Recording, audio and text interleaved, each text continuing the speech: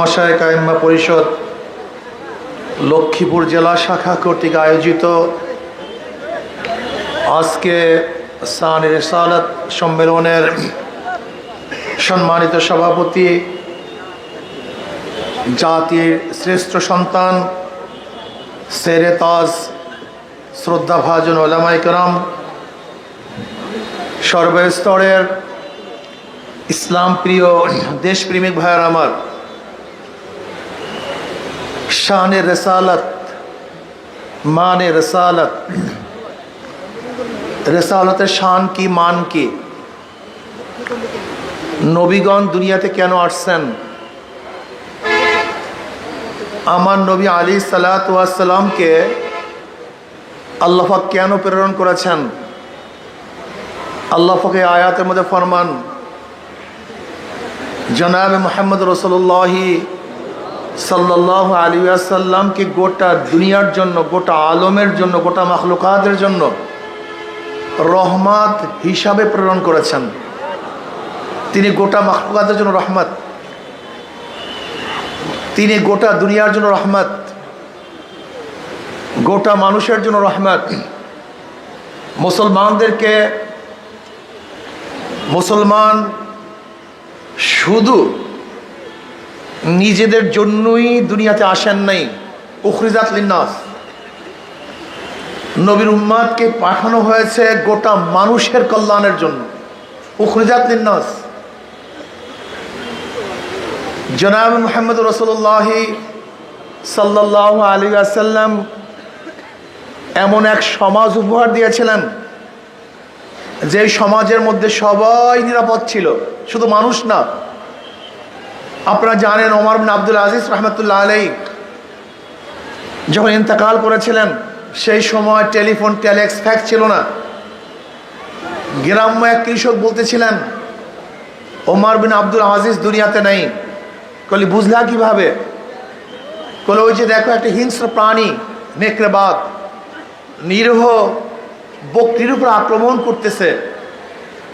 যেহেতু ন্যায় পরায়ণ শাসক আজকে দুনিয়াতে নাই, বিধায়ী জুলুম শুরু হয়ে গেছে। কিন্তু ন্যায় পরায়ণ শাসক যদি জীবিত থাকেন, দুনিয়াতে থাকেন, সেখানে এক পশু পশুর উপর জুলুম করে না, মানুষ মানুষের উপর অত্যাচার করে না, অবিচার করে না, সমস্ত মাখলুকাত শান্তি পায়, শান্তিতে বসবাস করতে পারে।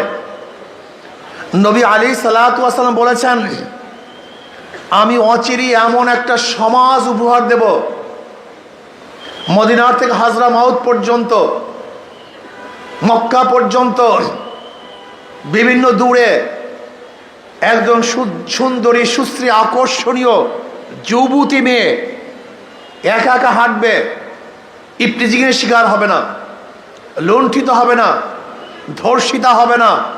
তার মানে এই গোটা এরিয়ার মানুষ সব চরিত্রবান হয়ে যাবে, সব আদর্শবান হয়ে যাবে, সব নীতিবান হয়ে যাবে। সমস্ত মানুষগুলি দরিদ্র সীমার উপরে চলে যাবে, কেউ গরিব থাকবে না। যেহেতু পকেটে পয়সা না থাকলেই পরের পকেটের দিকে নজর থাকে, নিজের পকেটে পয়সা থাকলে অন্যের পকেটে নজর দেওয়ার প্রয়োজন হয় না। যেহেতু গোটা এরিয়ার মানুষগুলি সব ধনী হয়ে যাবে, কাজেকে লুণ্ঠন করবে কে? গোটা যুবকগুলি আদর্শবান হয়ে যাবে, কাজে লোলুপ দৃষ্টিতে কোনো মেয়েদের দিকে তাকাবার কেউ থাকবেই না। সেই সমাজ কত সুন্দর সমাজ ছিল, যে সমাজের মধ্যে একজন মেয়ে যদি অত্যাচারিত হতো, একজন মেয়ে যদি আক্রান্ত হতো, ইফতিজিংয়ের শিকার হতো, গোটা মুসলমানরা তার পক্ষে ঝাঁপিয়ে পড়তেন। আপনারা জানেন রাজা দাহিরের জলদস্যু কর্তৃক একজন মুসলিম মেয়ে অপমান অপদস্থ হওয়ার কারণে ওই মুসলিম মেয়ে ইরাকে গিয়ে হাজ্জাজ বিন ইউসুফের কাছে নালিশ দিয়েছিল যে আপনারা মুসলমান ভাইয়েরা জিন্দা থাকা সত্ত্বেও আপনার এক মুসলিম বোন অপদস্থ হয়েছে, লাঞ্ছিত হয়েছে, অপমানিত হয়েছে। তৎকালীন সময় দ্বিতীয় অলিদের সময় ইরাক সিন্ধু প্রদেশে সৈন্য প্রেরণ করার মতো তাদের শূন্য সংখ্যা ছিল না। কিন্তু মোহাম্মদ বিন কাসিম রহমতুল্লাহ আলাই মাত্র 17 বছর যুবক, সে চিন্তা করছে যে মুসলমানের ভাইয়ারা জিন্দা থাকা সত্ত্বেও একজন মুসলিম মেয়ে আক্রান্ত হবে, অপদস্থ হবে, লাঞ্ছিত হবে, আর আমরা জিন্দা থাকবো, তা হতে পারে না। মোহাম্মদ বিন কাসিম 17 বছরের যুবক মাত্র 5000 সৈন্য নিয়ে রাজা দাহিরের 1 লক্ষ সৈন্যের বিরুদ্ধে আক্রমণ করেছিল। রাজা দাহিরকে হত্যা করেছিল, মুসলিম মেয়ের অপদস্থ অপমানের প্রতিশোধ গ্রহণ করেছিল। অথচ আজকে লক্ষ লক্ষ মুসলিম ভাইরা জিন্দা, লক্ষ লক্ষ যুবকরা জিন্দা, হাজার হাজার মানুষ জিন্দা, লক্ষ লক্ষ আলেম ওলামাদের ভারে গোটা বাংলাদেশ। মনে হয় যেন সব জায়গাতেই আলেম, সব জায়গাতেই তোলাবা, সব জায়গাতেই টুপি, সব জায়গাতেই দাড়ি। হাজারো মসজিদ থেকে আজানের ধ্বনি আসে, লেকিন আজকে বাংলাদেশের হাজারো মেয়েরা ধর্ষিতা হয়, হাজারো মা বোনদের চেহারার উপরে এসিড নিক্ষেপ করা হয়, হাজারো মা বোনদেরকে ধর্ষণ করার পরে খুন করা হয়। এই ঘটনা আপনাদের লক্ষ্মীপুরে ঘটেছে, লক্ষ্মীপুরে ঘটেছে এই ঘটনা। অথচ এখন আমরা হাজারো মুসলিম সন্তানরা জিন্দা আছি। আসলে সত্যি বলতে কি, আমরা নামে মুসলমান, কাজে মুসলমান না। সেই চেতনা আমাদের মধ্যে নাই, সেই শান মান আমাদের মধ্যে নাই। নবী আলাইহিস সালাতু ওয়াস সালামের শান এবং মান আমাদেরকে শিক্ষা দিয়েছিলেন, সেই শান মান আমাদের মধ্যে নাই। আব্দুল্লাহ ইবনে হুযায়ফা রাদিয়াল্লাহু তাআলা আনহু হেরাক্লিয়াসের দরবারে ঢুকেছিলেন মাথা নত করে নয়, মাথা উঁচু করে। আব্দুল্লাহ ইবনে হুযায়ফা রাদিয়াল্লাহু তাআলা আনহু, আপনারা জানেন হেরাক্লিয়াস বলেছিল আমার কন্যাকে তোমার সাথে বিবাহ দেব, কিন্তু সেই বিবাহ লোভে তিনি পড়েন নাই। প্রস্তাব দিয়েছিল আমি আমার রাজ্যের অর্ধেক তোমাকে দিয়ে দেব, রাজ্যের ক্ষমতার লোভে তিনি পড়েন নাই। জেলে আবদ্ধ করা হয়েছিল, সেই ভীতিতেও তার ঈমানকে টলাতে পারে নাই। তার সামনে তার সাথীদেরকে তৈলের মধ্যে ভাজা হয়েছিল, লেকিন তারপরও তার ঈমান থেকে বিচ্যুতি ঘটাতে পারেন নাই। তিনি বলেছিলেন হেরাক্কাল মুসলমান মরতে পারে, জীবন দিতে পারে, কিন্তু কোনো বেঈমানের সামনে মাথা নত করতে পারে না। অথচ আমরাও সেই মুসলমান, শানে রিসালাত মানে রিসালাত সম্পর্কে আলোচনা করি, কিন্তু আমাদের মাথা নত হয় ফাসিকদের সামনে। আজকে আমরা মাথা ঝুঁকাই বেঈমানদের সামনে। না, মুসলমান জীবন দিতে পারে, মরতে পারে, রক্ত দিতে পারে, শহীদ হতে পারে, কিন্তু কোনো বেঈমানদের সামনে মাথা ঝুঁকাতে পারে না। তোমরা কোন জাতি, তোমরা কারা? আজকে তোমাদের অবস্থাটা কি? জনাবে মুহাম্মদ রাসূলুল্লাহ সাল্লাল্লাহু আলাইহি ওয়াসাল্লাম এই দ্বীনের দাওয়াত দিতে গিয়ে হাজারো কষ্ট সহ্য করেছেন। নবী আলাইহিস সালাতু ওয়াস সালামের মাথার উপরে উটের নাড়ি ভুঁড়ি চাপিয়ে দেওয়া হয়েছিল, কিন্তু কলেমার থেকে সামান্য পরিমাণ দূরে সরে যান নাই। নবী আলাইহিস সালাতু ওয়াস সালামকে শিয়াবে আবু তালেবের মধ্যে 3 বছর আবদ্ধ করা হয়েছিল। ঈমান টলাতে পারেন নাই, বিচ্যুতি ঘটাতে পারেন নাই। হাজারো সাহাবাদেরকে শুলে চড়ানো হয়েছিল, কিন্তু ঈমান ছাড়েন নাই। হাজারো মহিলারা জীবন দিয়েছেন, কিন্তু ঈমান দেন নাই। হাজারো আমার মুসলমান সন্তানেরা অকাতরে রক্ত দিয়েছিলেন, কিন্তু না, ঈমান ইসলামের সাথে আপোষ করেন নাই। অথচ আমরা শানে রিসালাত সম্পর্কে হাজারো আলোচনা করি, কিন্তু কই সেই ঈমান, কই সেই ইসলাম, কই সেই মান, কই সেই শান? নাই, কিছুই তো নাই। জনাব মুহাম্মদ রাসূলুল্লাহ সাল্লাল্লাহু আলাইহি ওয়াসাল্লামের একটা আদর্শ বাস্তবায়নের জন্য, একটা সুন্নাতকে জিন্দা করার জন্য সাহাবায়ে কেরাম রিদওয়ানুল্লাহি তাআলা আজমাইন অকাতরে জীবন দিয়েছেন। অথচ আমাদের সামনে হাজারো ফরজ নষ্ট হয়ে যাচ্ছে, হাজার ইসলামকে ধ্বংস করার চক্রান্ত করতেছে। দাবি করি মুসলমান, অথচ ইসলামের দুশ্মনদের সাথে আমাদের বন্ধুত্ব। দাবি করি মুসলমান, অথচ ইসলামের শত্রুদেরকে প্রতিষ্ঠিত করার জন্য হাজারো চেষ্টা করি। দাবি করি মুসলমান, অথচ মাউসুদুল, Karl Marx, Abraham Lincoln, Socrates, Plato, Aristotle, Montesquieu, Locke এবং রুশোকে নেতা মানি। তাদের নেতৃত্ব আমরা গ্রহণ করেছি, কিন্তু মোহাম্মদ আরবি, জনাবে মোহাম্মদ রাসূলুল্লাহ সাল্লাল্লাহু আলাইহি ওয়াসাল্লাম নেতৃত্ব গ্রহণ করি নাই। তোমার চেয়ে বড় মুনাফিক আর কেউ হতে পারে না। প্রিয় ভাইরা আমার, আজকে আমরা ডেমোক্রেসি বাস্তবায়নের জন্য চেষ্টা করেছি, সেকুলার প্রতিষ্ঠা করার জন্য রক্ত দিয়েছি। আজকে আমরা কমিউনিজম বিপ্লব করার জন্য চেষ্টা করি, অথচ আল্লাহর জমিনে আল্লাহর হুকুমত, ইসলাম হুকুমত কায়েম করার জন্য চেষ্টা করি না, সাধনা করি না। আমি আশ্চর্য হয়ে যাই, তুমি কেমন মুসলমান, তুমি কেমন মুসলমান, তুমি কেমন মুসলমান। আহা, মুসলমানের সন্তান নবীকে নেতা মানে না। মুসলমানের সন্তানের মুখের মধ্যে স্লোগান থাকে, আমরা সবাই মুজিব সেনা, ভয় করি না বুলেট বোমা। আমরা সবাই জিয়ার সেনা, ভয় করি না বুলেট বোমা। আমরা সবাই এরশাদ সেনা, ভয় করি না বুলেট বোমা। কপাল পোড়া, তোমার জবানের মধ্যে স্লোগান হওয়া উচিত ছিল, আমরা সবাই নবীর সেনা, ভয় করি না বুলেট বোমা।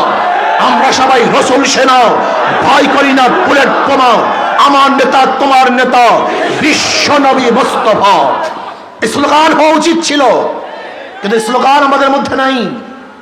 আজকে স্লোগান দেই, জয় বাংলা, অমুক বাংলা, তমুক বাংলা। কপাল পরার জবানের মধ্যে আল্লাহু আকবারের ধ্বনি আসে না, আল্লাহু আকবারের নামে ধ্বনি দেয় না, স্লোগান দেয় না। এমনকি অনেক দলের স্লোগানের মধ্যে আমি দেখেছি, যখন অনেক দলের সম্মেলনের মধ্যে কেউ আল্লাহু আকবারের স্লোগান দিয়েছে, ওই দলের লিডাররা বলেছে, এই স্লোগান আমাদের দলের স্লোগান না, এই স্লোগান আমাদের স্লোগান না। হ্যাঁ, আল্লাহু আকবারের স্লোগান তোমার দলের স্লোগান না, এই স্লোগান মুসলমানদের স্লোগান। আল্লাহু আকবারের স্লোগান মুনাফিকদের স্লোগান নয়, এটা মুসলমানদের স্লোগান। আল্লাহু আকবারের স্লোগান এই খ্রিস্টান এবং নাসারাদের স্লোগান নয়, এই স্লোগান মুমিনদের স্লোগান। আল্লাহু আকবারের স্লোগান ঈমান ওয়ালাদের স্লোগান। এই স্লোগানের ভিত্তিতে আমরা রাজা গৌর গোবিন্দের তখ্ত তাজকে ধ্বংস করেছিলাম। আজকে এই স্লোগানের ভিত্তিতে গোটা দুনিয়ার সমস্ত বাতিল শক্তিকে ইনশাআল্লাহ তছনছ করে ইসলামী রাজ কায়েম করবই করবে ইনশাআল্লাহ। সেই স্লোগান হবে নারায়ে তাকবীর, নারায়ে তাকবীর। এই স্লোগানের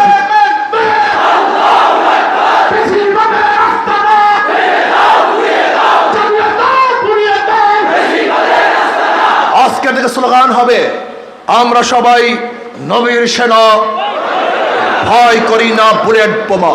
আমরা সবাই নবীর সেনা, আমরা সবাই রসুল সেনা।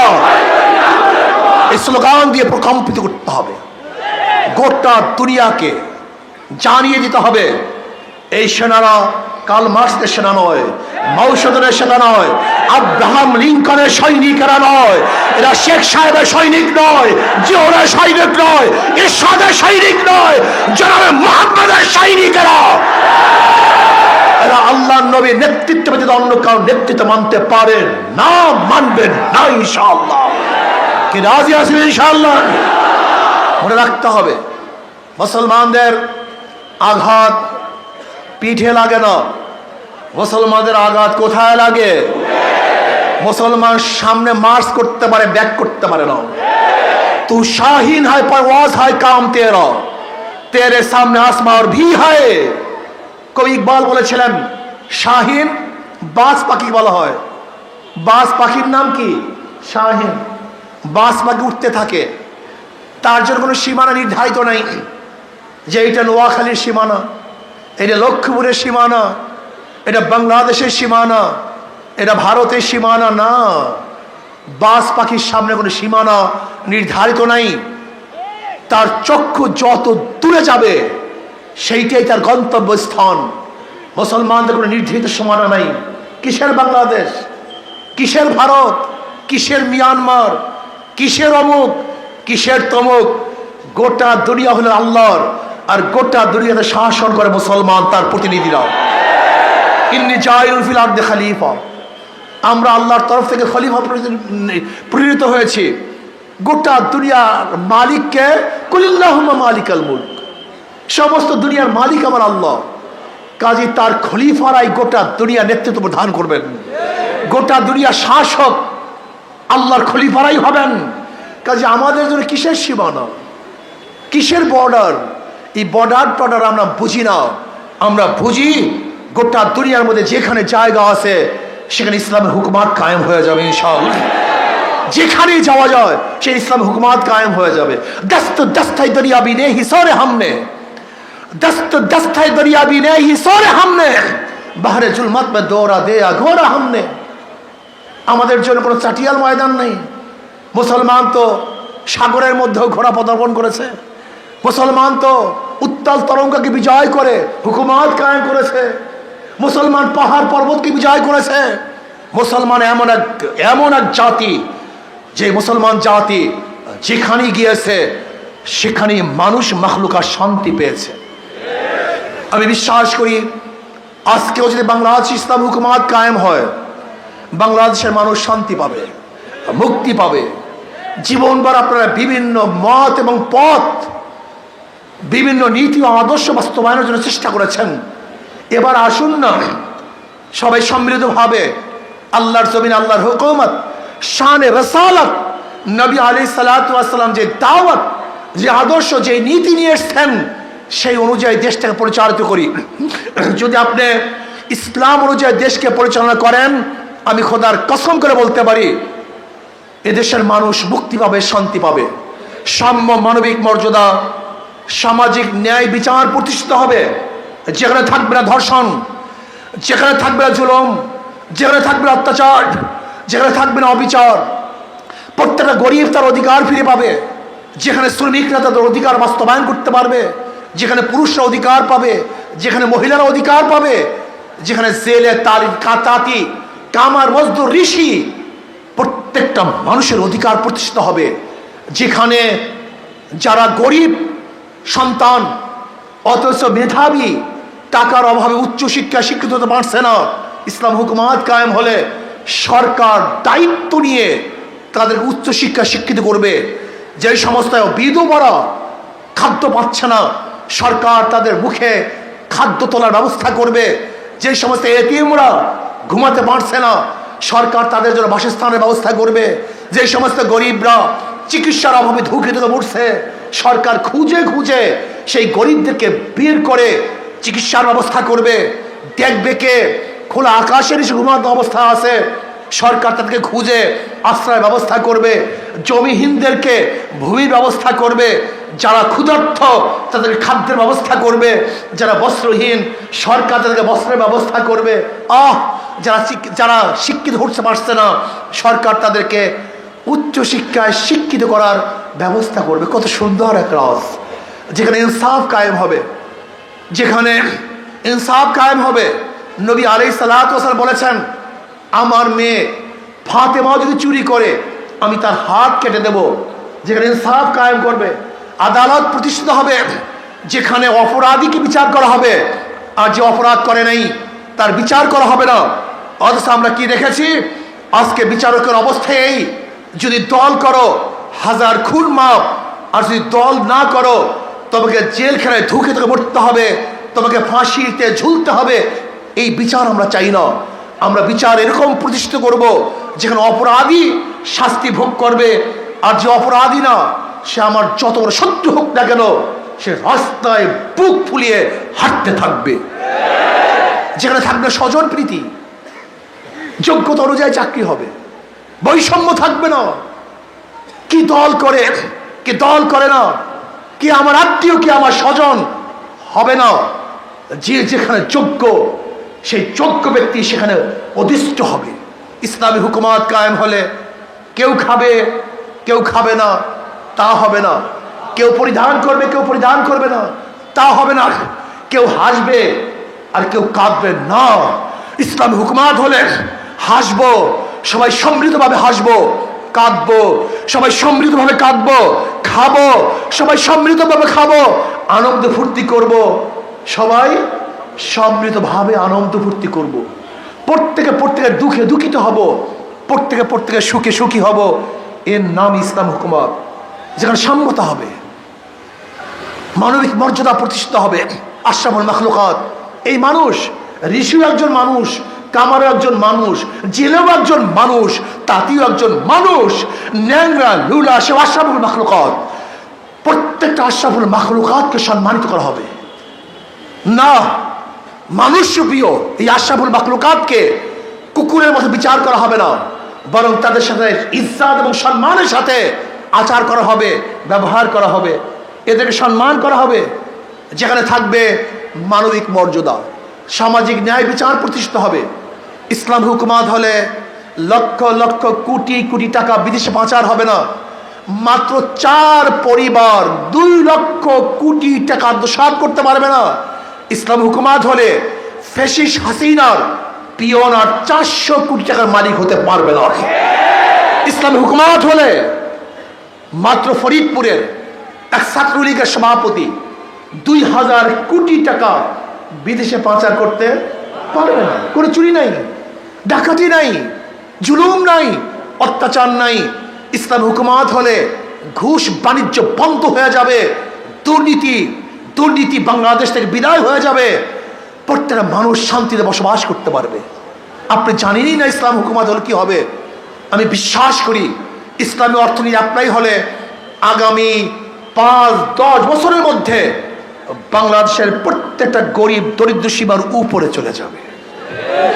ইসলাম হুকুমত কায়েম হলে আমার কোনো মারা ধর্ষিত হবে না, ইফতিজিংয়ের শিকার হবে না।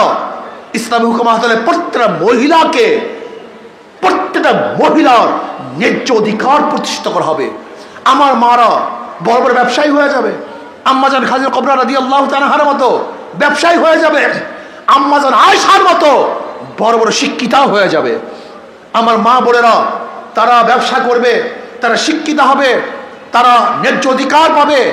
ইসলাম হুকুমত হলে প্রত্যেকটা যুবক আদর্শবান হয়ে যাবে, নীতিবান হয়ে যাবে, চরিত্রবান হয়ে যাবে, এবং শ্রমিক মালিকের সাথে কোনো ভেদাভেদ থাকবে না। আপনি বিশ্বাস করবেন না, ইসলাম হুকুমত যদি কায়েম হয়ে যায় তাহলে মনে করবেন যে গোটা বাংলাদেশটা জান্নাতের পরিবেশ হয়ে গেছে। 53 বছর পর্যন্ত বিভিন্ন হুকুমত দেখেছেন, এইবার কি ইসলাম হুকুমত দেখতে আপনারা চান না? সবাই কি সবাই চান না? আলহামদুলিল্লাহ। একটা বারের জন্য পরীক্ষা করতে চান না আপনারা ইসলাম হুকুমত? সবাইকে চান?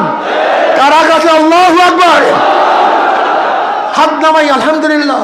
চেষ্টা করুন, সাধনা করুন। চোরে শোনে না ধর্মের কাহিনী, চোরে শোনে না এই সমস্ত ভালো বয়ান, চোর শুনবে না, দুর্নীতিবাজ শুনবে না। আমি বিশ্বাস করি যতদিন পর্যন্ত দেশ পরিবর্তন করবেন, দল পরিবর্তন করবেন, নেতা পরিবর্তন করবেন, যদি নীতি আদর্শ পরিবর্তন না করেন দেশে শান্তি পাবেন না। একজনের নাম এ, একজনের নাম বি, একজনের নাম সি। এও চোর, বিও চোর, সিও চোর। ক্ষমতা আছে এ, সে কি করবে? হটাও এ, বসাও বি, সে কি করবে? হটাও বি, বসাও সি, কি করবে? কারণটা কি? নেতার দলের পরিবর্তন হয়েছে, নীতি আদর্শের পরিবর্তন হয়নি। ওসি সাহেব ট্রান্সফার হয়, ঘুষ সাহেব জায়গায় থাকে। এসপি সাহেব ট্রান্সফার হয়, কিন্তু ঘুষ সাহেব গদির মধ্যে বসা থাকে। ডিসি সাহেব চলে যান, কিন্তু দুর্নীতি সাহেব অফিস ছেড়ে যান না। শুধু দল, শুধু দেশ, শুধু ব্যক্তি পরিবর্তনের মাধ্যমে কোনো দিন শান্তি আসতে পারে না। দুর্নীতি দূর হতে পারে না চোরের মাধ্যমে, চুরি বন্ধ হয় না। দুর্নীতিবাজের মাধ্যমে দুর্নীতি বন্ধ হয় না। ধর্ষকের মাধ্যমে ধর্ষণ বন্ধ করা যায়? আমরা কি দেখেছি 5ই আগস্টের পরে? এতদিন চাঁদা গ্রহণ করছে লেন্টু, 5ই আগস্টের পরে চাঁদা গ্রহণ করে ফেন্টু। নাকি ভুল বললাম ভাই? 5ই আগস্টের আগে সন্ত্রাস ছিল মিন্টু, এখন সন্ত্রাসী কেন্টু। চাঁদার পরিবর্তন হয় না, হাতের পরিবর্তন হয়েছে। না, এই গুন্ডা, ডাকাত, বদমাশ এবং চাঁদাবাসের মাধ্যমে দেশে শান্তি আসতে পারে না, মুক্তি আসতে পারে না। এর জন্য মানুষ জীবন দেয় নাই, আন্দোলন করে নাই, সংগ্রাম করে নাই। এর জন্য বাংলাদেশের মানুষগুলি রাস্তায় ঝাঁপিয়ে পড়ে নাই। আমাদের জীবনের মায়া ত্যাগ করে রাস্তায় চাঁদাবাজি করার জন্য লাফিয়ে পড়ি নাই, বরং চাঁদাকে বন্ধ হওয়ার জন্য লাফিয়ে পড়েছিলাম। বাংলাদেশ আর চাঁদা দেখতে চাই না, গুন্ডামি দেখতে চাই না, মাস্তানি দেখতে চাই না। যারা চাঁদাবাজ ওদেরকে প্রতিহত করতে হবে, বাংলাদেশকে বিদায় দিতে হবে ইনশাআল্লাহ। এর জন্য আসুন, তেঁতুল গাছ লাগিয়ে আমের আশা করা যায় না, মাদার গাছ লাগিয়ে ভালো ফলের আশা করা যায় না। এই গুন্ডা এবং চাঁদাবাজের মাধ্যমে দেশে শান্তি আসতে পারে না। কাজে আজকের থেকে সবাই ঐক্যবদ্ধ হন, সমস্ত ভোটার ঐক্যবদ্ধ হন। যেই দলের মধ্যে চাঁদাবাজ আছে, সন্ত্রাসী আছে, গুন্ডা আছে, মাস্তান আছে, ওদের দল করব না, ওদেরকে ভোট দেব না, ওদের সাথে হাঁটবো না, ওদেরকে সাপোর্ট করব না। যদি আপনারা ঐক্য হন, ভোটার ঐক্য হন, তাহলে কোনো গুন্ডার দেশে ক্ষমতা আসতে পারবে না, কোনো সন্ত্রাসী ক্ষমতা আসতে পারবে না। আজকে থেকে ইনশাআল্লাহ চাঁদাবাজ মুক্ত, গুন্ডা মুক্ত, জুলুম মুক্ত, দুর্নীতি মুক্ত এক দেশ করতে চাই। এর জন্য প্রয়োজন শান্তির প্রতীক হাত পাখা। কথা বলেন না কেন? শান্তির প্রতীক মুসলমানরা ব্যবহার করে না হাত পাখা, হিন্দুরা করে না, খ্রিস্টানরা না, পুরুষ মহিলা, শ্রমিক ধনী গরিব সবাই মার্কা হাত পাখা। এ শান্তির প্রতীক হাত পাখা। আমি বিশ্বাস করি শান্তির প্রতীক হাত পাখা যদি ক্ষমতায় যায়, তাহলে গোটা মানুষ শান্তি পাবে, গোটা মানুষ মুক্তি পাবে। কাজে সব মার্কার দেখা শেষ, হাত পাখার বাংলাদেশ। সব মার্কা দেখা শেষ। এছাড়া প্রয়োজন পিয়ার সিস্টেমে নির্বাচন, সংখ্যানুপাতিক হারে নির্বাচন। সংখ্যানুপাতিক হারে নির্বাচন হলে নমিনেশন বাণিজ্য চলবে না, পেশি শক্তি ব্যবহার করতে পারবে না, কালো টাকার সয়লাভ হবে না, মানুষ ব্যক্তিকে ভোট দিবে না, বরং মার্কায় ভোট দিবে। ধরে নেন যদি হাত পাকা প্রতীক 30% ভোট পায়, কাউন্ট ভোটের 30% যদি ভোট হাত পাখায় পায়, তাহলে তারা সংসদে আসন যাবে 90। কত? 90। যেখানে ফ্যাসিস্ট আর তৈরি হবে না, জাতীয় সরকার নির্বাচিত হবে। জাতীয় সরকার, জাতীয় আদর্শ, প্রত্যেকটা মানুষ তার আদর্শ অনুযায়ী কথা বলতে পারবে। এইটাই তো চাই আমরা সংসদে। কাজে পিআর সিস্টেমে নির্বাচন সবাই চাই তো আলহামদুলিল্লাহ। আমরা পিআর সিস্টেম নির্বাচন চাই। বর্তমান অন্তর্বর্তী সরকারকে বলবো পিআর সিস্টেমে নির্বাচন দিতে হবে, সংখ্যানুপাতিক হারে নির্বাচন দিতে হবে, এবং কোনো অবস্থাতে দুর্নীতিবাজ, চোর, ডাকাত, বদমাশরা যেন নির্বাচন অংশগ্রহণ করতে না পারে সেই ব্যবস্থাও করতে হবে। আল্লাহ পাক তার জমিনে ইসলাম হুকুমত কায়েম করে দেন, আর সেই ইসলাম হুকুমতের কায়েম করার খাদিম হিসাবে আল্লাহ পাক আমাদেরকে নির্বাচিত করেন। আমার জন্য দোয়া করি, দোয়া চাই, আমিও দোয়া করি। আল্লাহুম্মা আমিন।